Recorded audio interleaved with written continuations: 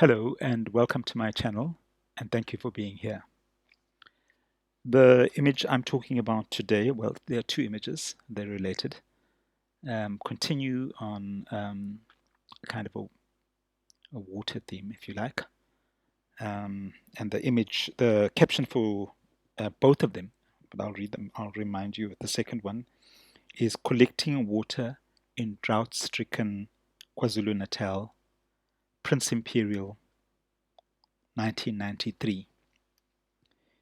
In 1993, 92 and 93, I took some time out, the second time I'd done that from my career in Johannesburg, to return to my um, family home and assist my family with um, with domestic issues that have had a financial um, sort of were financially related. And while here, I think I continued to document where I could.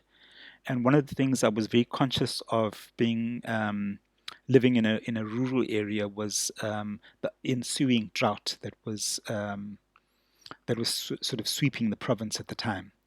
So I set off at some point to head out and trying to produce images that kind of reflected the drought.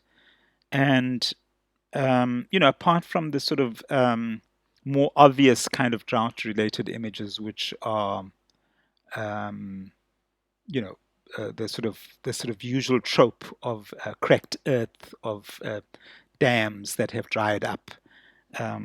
It was not that easy, to to depict it visually. So these were my attempts at doing so, and in this first image, you see a woman walking, with a container of water, and I'll uh, show you the second image as well, where where you see where that water is emerging from, where it's been collected from, which was maybe about 500 meters away from the house you see in the first image. And unfortunately, I still live in a rural area, and I'm still aware that this, although not as stark as you see it here, this water is still a major issue for rural dwellers. Um, I think pretty much throughout the country. The infrastructure that's been put in place hasn't really worked, and has been not durable enough. In some instances, has been seemingly sabotaged, so that a very lucrative tender industry can exist, which is for water to be delivered by tankers to the very lucrative industry for tenderpreneurs, to supply water to rural dwellers. And apart from the few more wealthy people who can, or not even wealthy, just more resourced people who can sink their own boreholes, most rural people have to rely on municipal water delivered in that way. Thankfully, less people are having to harvest water from streams as the one that you see here. But the situation is still precarious, even without it having to be as grim as you see it here. And an image that I will show now as well is captioned "Collecting Water from the Tugela River, Msinga, KwaZulu-Natal, 1992." And here, just a backstory, because this is obviously not 1990 1993, but I think it was related. I was beginning to feel the effects of the drought in this region. I had been visiting and working with in the region of the legendary Karina Alcock. I think I was there on assignment with or not even piggybacking. I was never on assignment with the organization Association for Rural Advancement. Trying to look at rural issues, and that's been, as a country boy brought up in the in the countryside, issues that are close to my heart. Um, and Was staying with the legendary Karina Alcock, Rory, who is now, of course, deceased, the wife of Rory. I'm forgetting his name, sorry, at this point. But they were living upstream from the Stugela River. And I think we headed off with Rory, yes, to the Tugela ferry, which is the little dorpy, the nearest little dorpy. I think to get some liquid refreshments, some cold ones. And on the way back, we stopped to look over the view and sample some of our the wares that we had just gone off to get. And I saw the bottom end of this image these women making their way up the bank, this huge embankment overlooking the majesty of majestic sized of the mighty Tugela River. The Tugela River, for those of you who don't speak the Nguni language, Zulu, is to Tuga is to frighten. It's the one that frightens.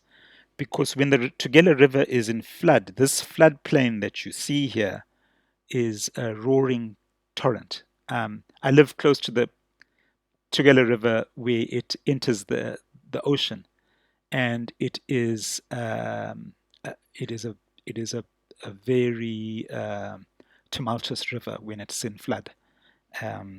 So even here you can see the extent of the floodplain. But yes, water is until we are able to have the resources, and I have some sympathy for the state, in terms of the immensity of the resources that are needed to supply water to people in far-flung rural areas. But it's a task that absolutely needs to be accomplished at some point. And women should not be having to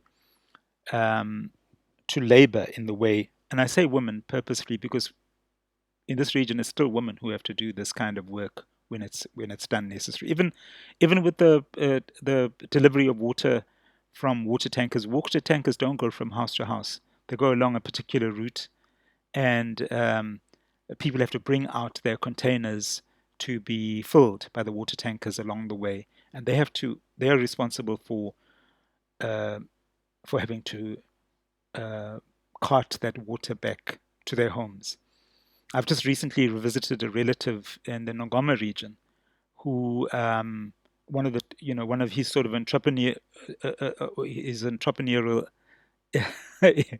efforts is to he has a team of donkeys and a very battered old donkey cart in which he hauls water from a river similar to this to people's homes so that they can water their gardens and use for um, grey water uses, but even bathing and things like that. So yes, water remains a huge, huge issue, and I'm thankful that I went out then. It's not, again, I've just mentioned in the previous talk the difficulty of producing work like this. When you're an independent photographer with the digital glut of images that there are now, even the market that existed for the use of images like this, or even the production of images like this 10 years ago, has disappeared.